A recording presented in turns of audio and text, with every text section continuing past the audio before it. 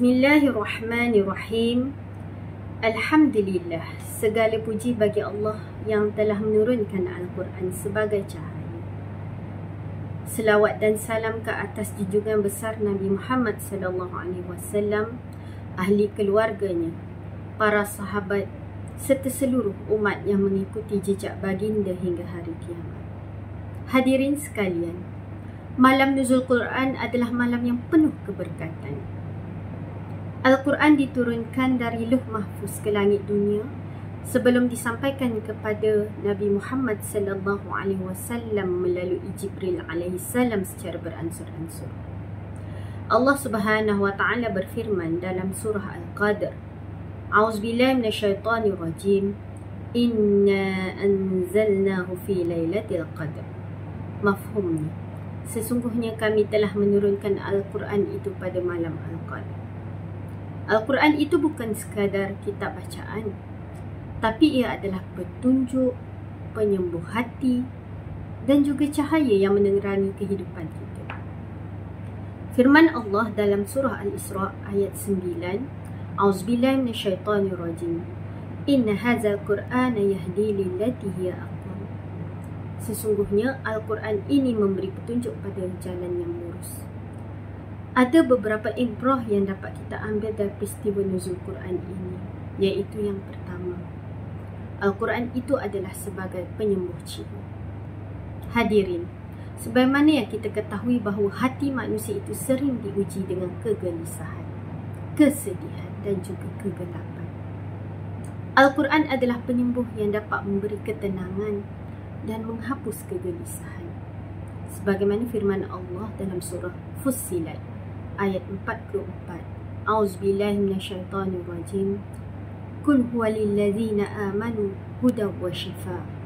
Mafhumnya, katakanlah bahawa Al-Quran itu adalah petunjuk dan penawar bagi orang-orang yang beriman. Maka marilah kita mendekatkan diri kepada Al-Quran agar hati kita sentiasa tenteram dan berada dalam cahaya hidayah. Ibrah yang kedua adalah Al-Quran itu sebagai pedoman hidup.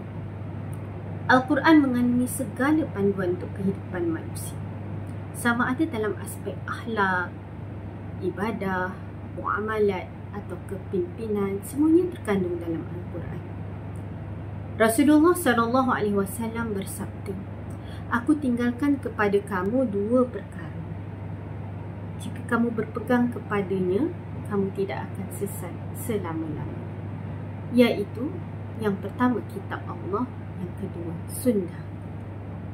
Jika kita ingin hidup diberkati dan selamat dunia akhirat, maka jadikanlah Al-Quran itu sebagai rujukan utama dalam kehidupan. Hadirin sekalian, ibrah yang ketiga ialah Al-Quran itu sebagai syafaat di akhirat. Al-Quran bukan sahaja memberi manfaat di dunia, malah menjadi penyelamat di akhirat. Rasulullah SAW bersabda, Bacalah Al-Quran kerana sesungguhnya ia akan datang kepadamu pada hari kiamat sebagai pelindung dan penyelamat. Oleh itu, janganlah kita sia-siakan peluang tersebut untuk membacanya setiap hari.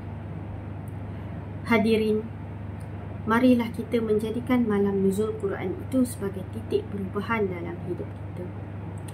Jangan biarkan hati kita gelap tanpa cahaya wahyu. Jadikanlah Al-Quran itu sahabat setia.